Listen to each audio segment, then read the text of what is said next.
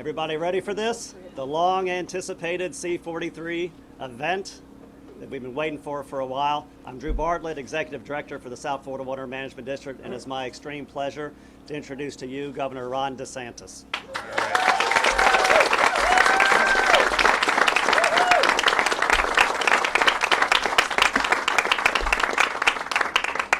Well, good morning. It's great to be here at the future site of the C-43 reservoir. I want to thank the South Florida Water Management District for hosting us. And I want to thank all the great folks that we have for both the Water Management District and our local officials. I've seen most of them. Chauncey Goss, Chairman of the Board, Scott Wagner, Vice Chair, Alligator Ron Bergeron from Broward, Cheryl Meads, Charlotte Roman, Jackie Thurlow Lipsitch. So that's almost, that's a big chunk of the board. Then we got Lee County Chairman Brian Hammond, Lee County Commissioner Ray Sandelli, new commissioner I appointed a few months ago, and then Hendry County Commission Chair Mitchell Wills.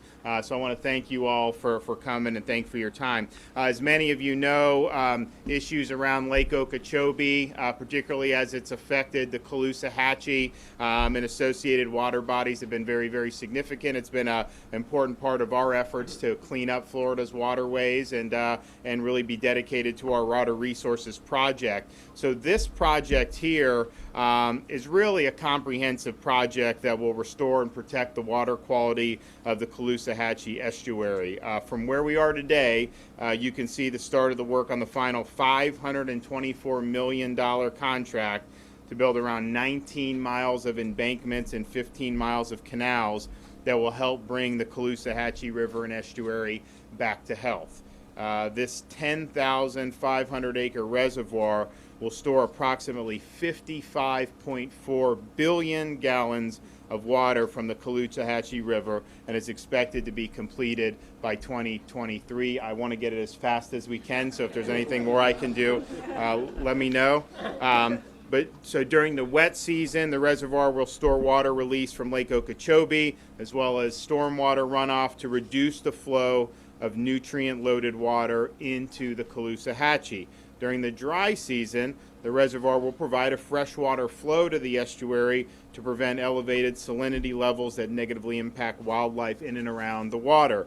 In my direction, the South Florida Water Management District and its partners commenced a study to determine the most effective method to improve the quality of water stored in the reservoir. These partners include our Department of Environmental Protection, Hendry County, Lee County, City of Sanibel, City of Cape Coral, Lehigh Acres Municipal Stormwater Improvement District. I'd like to thank them for their support and look forward to seeing the results of their study put into action. As many of you know, this is yet one additional step in many steps that we've taken since January. Just last week, we were able to get the final piece of the puzzle to deal with some of the leases that had been preventing us from moving forward with the EAA reservoir, which is south of Lake Okeechobee. So NOAA worked on that. We were able to come to terms. Those happened before I got in, and that clears us a pathway for that, which is also important. I also announced that we're going to be pursuing a comprehensive water quality bill based on the results of our blue-green algae task force. We're also going to try to impose tougher environmental penalties for people that pollute the waters, particularly these municipalities.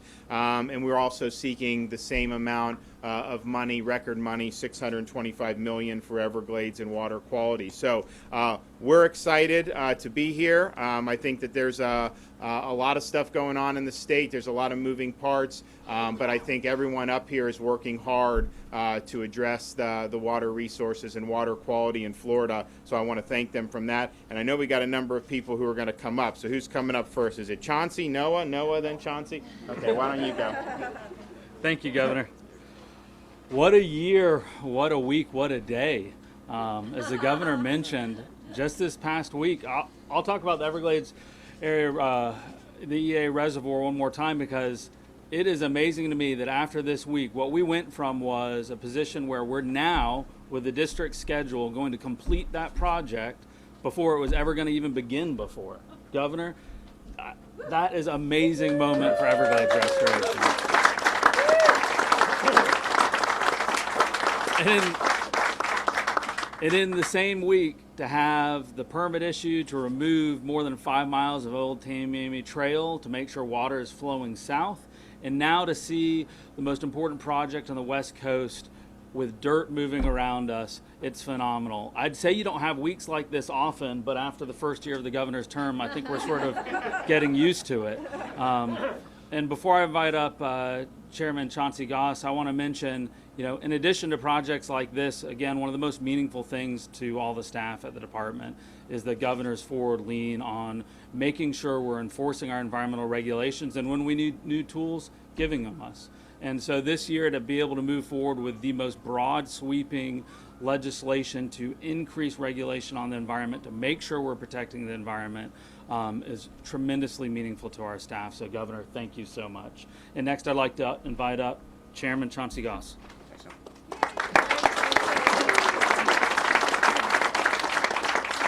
Thanks. I'd like to start by thanking Governor and Mrs. DeSantis for taking the time to visit us here in Southwest Florida.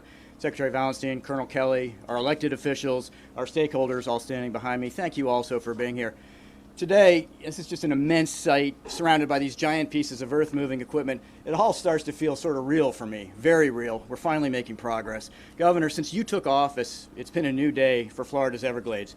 And I know I speak for the governing board and the staff when I say we're all so honored to play a part in this exciting time of restoration. You directed us to expedite this and many other projects that are critical to restoring and protecting South Florida's water resources. And we all know how important the environment is to you and how important it is to the health, the financial well-being, and the enjoyment of all of our residents, not to mention the millions of people who visit our state each year. District staff, under the leadership of our Executive Director Drew Bartlett, they're all working hard every single day to expedite these critical restoration projects. They're going to reduce damaging discharge, and we're going to send more water south. We thank you for working so hard to provide us the resources we need by securing a record amount of funding from the state legislature for Everglades restoration, including the money that's helping us to pay for the completion of this critical C-43 reservoir. We thank you for investing in Florida's environment, which is Florida's future. I grew up at the end of the Caloosahatchee River, just down on Sanibel, and I especially thank you for investing in environmental restoration here on the west coast of Florida. As you heard so loudly, so clearly last summer, this is something our residents have been crying for years. Generations, really, if you ask my father.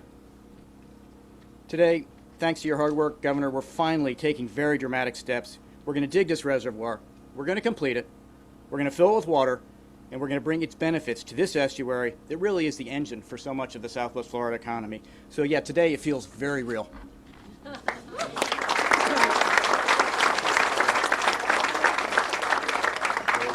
Here he comes. Okay. Colonel Andrew Kelly. Trying to work my way around. Governor, thank you. Yep. Director Bartlett, thank you very much. It's great to be here on this great and actually momentous occasion, as everyone has mentioned. The teamwork that a project like this and something as expansive as this, I mean, you can see it's like all I want to do is paint all these trucks green and have a force again, but I won't.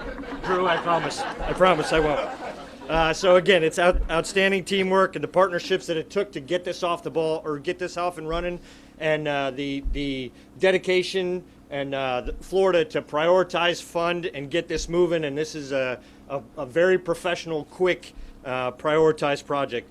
Again, this is a critical element in our plans for a more flexible management of the water in Florida, help a more natural, consistent flow to the Caloosahatchee estuary, and will play a very significant role in the Lake Okeechobee System Operating Manual to manage the lake and the levels for Lake Okeechobee. So this will be a great benefit to that. So thank you, sir. I think with the great partnership that we've established, that we'll be doing this a heck of a lot more often. So I appreciate it.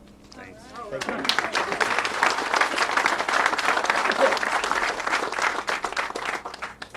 All right, Everglades Foundation representative Shannon Estenos. Sorry, excuse me. Thank you. Good morning, Governor, members of the audience, and speakers. I'm Shannon Estenos. I'm with the Everglades Foundation on behalf of myself, our Vice Chair, Ellen Getz, who's a businesswoman and resident of Southwest Florida. It is a a pleasure to be here. Let me first offer my congratulations to the men and women who have brought us to this day.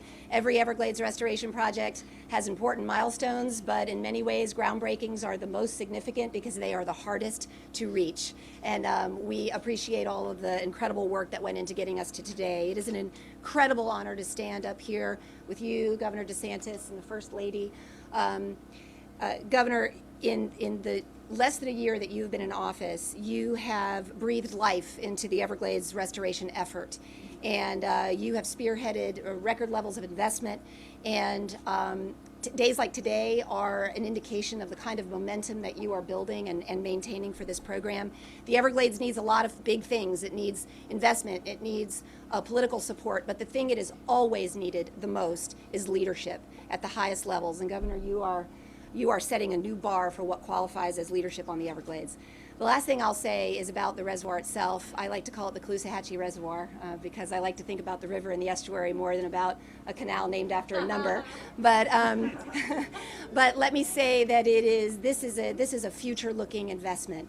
The Caloosahatchee is at the economic heart of the communities that have been built up around it. And in that way, it is like so many of the world's great rivers. And it has been suffering for a very long time. This reservoir is about relieving that suffering, and in doing so, delivering prosperity into the 21st century, because the 21st century Southwest Florida economy relies on a living Caloosahatchee River and estuary. Thank you for letting us be a part of today, and we look forward to coming back for ribbon cutting. Thank you.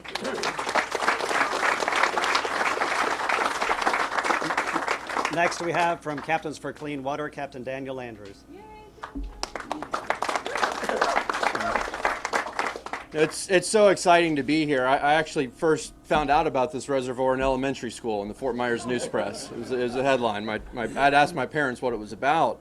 I certainly didn't think I would be at the groundbreaking for it, but it just goes to show, without having champions behind this, these projects can stagnate, and we all saw last summer the result of that. So it's so refreshing to have Governor DeSantis' leadership. This project, in the 3.5 years that I've been involved with water quality issues, there's been a lot of chatter in the community. People have been begging for some kind of treatment component to this project, and Governor DeSantis, on his second day in office, put an executive order out directing the district to do that. And I recently attended a workshop that the Water Management District held over in Fort Myers. And it was a public meeting where all the participants were so excited to see progress being made, and possibilities for these treatment options.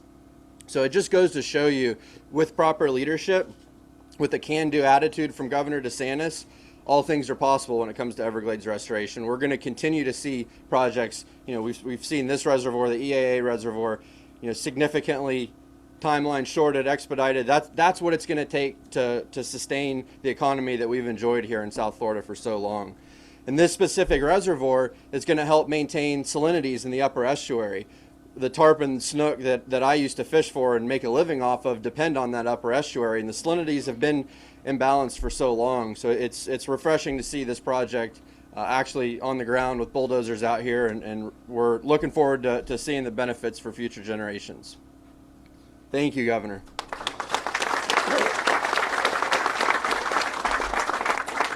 Next, we have from the Conservancy for Southwest Florida, Marissa Caroso. Thank you, Drew. Thank you, Governor. My name is Marissa Caroso. I'm with the Conservancy of Southwest Florida, and we are absolutely thrilled to be here today to witness the progress being made on this critical restoration project. The C-43 reservoir has been a long-standing priority for the Conservancy, all of the West Coast stakeholders, and everyone who cares about the health of the Caloosahatchee River.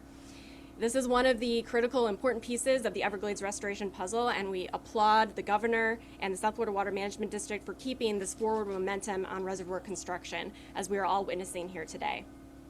This reservoir will provide year-round benefits to the Caloosahatchee by storing water from the watershed and Lake Okeechobee during the rainy season and releasing that water during the dry season when the downstream estuary desperately needs that fresh water. And I would be remiss if I did not also recognize that Governor DeSantis, the Florida Department of Environmental Protection, and the district have prioritized the development of water quality treatment options, as Daniel already mentioned, for the reservoir through the feasibility study that kicked off earlier this year. In the months ahead, we look forward to working collaboratively on this effort because this will help us reduce the harmful nutrient pollution which has fueled toxic algae blooms in the Caloosahatchee over the years.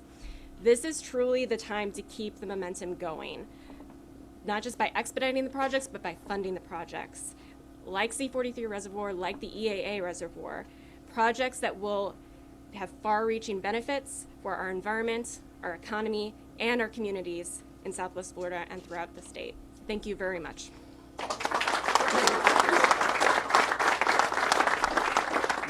Next, we have from Audubon, Florida, West McCann.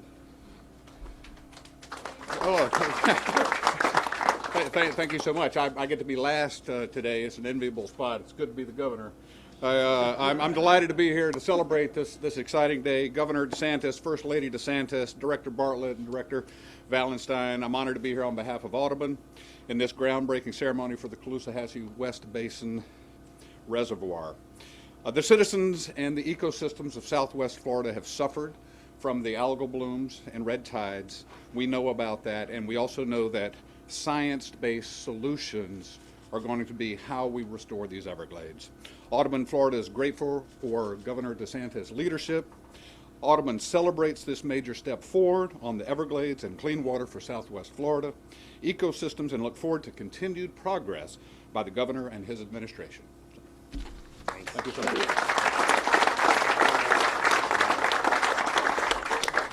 Actually, you weren't last, but last but not least is Representative Dane Eagle. Well, good morning. My name is Dane Eagle. I'm the House Majority Leader. On behalf of the legislature, I just wanted to be here today to thank Governor DeSantis for his leadership. He took, when he came into office, what was otherwise perceived as a regional issue, made it a statewide issue. He challenged the legislature to step up and put the money where their mouth is and make this one of the top priorities of the state of Florida. Last year, we appropriated over $680 million at the governor's request, making it the most Everglades-friendly budget in Florida's history. That is monumental, and because of things like that, we're here today to put this to rest. This is 20 years in the making. We've got to thank President Trump and his administration. He was here just not too long ago, and he's leading the charge up there in Washington. The governor's listening. Because of the voices of people here, local officials from the top up or from the bottom up are here to help, and it's finally coming. Clean water is on the way. Thank you so much. Thank you.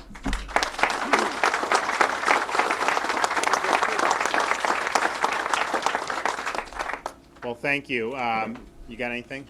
Yeah, Governor, we're hearing about things being expedited and everything moving along better now. Is there anything in your mind that needs to be sped up or that we could improve on? Well, our great colonel is here. Where's he at? And so, you know, so we talked about the state piece of the EAA reservoir, which is south of Lake Okeechobee, which is important for the Everglades.